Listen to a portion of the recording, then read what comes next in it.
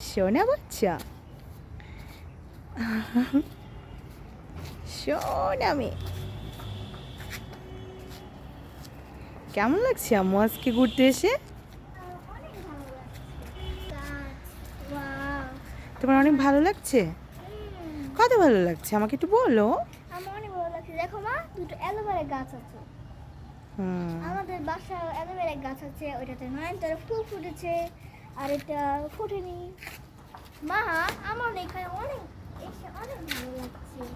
Wow মা, দেখো কলা বাগান, কোথায়? কতগুলো কলা গাছ। হ্যাঁ হ্যাঁ, অনেকগুলো। আম্মু, সূর্য কোন দিকে? সূর্য এই দিকে। আল্লাহ,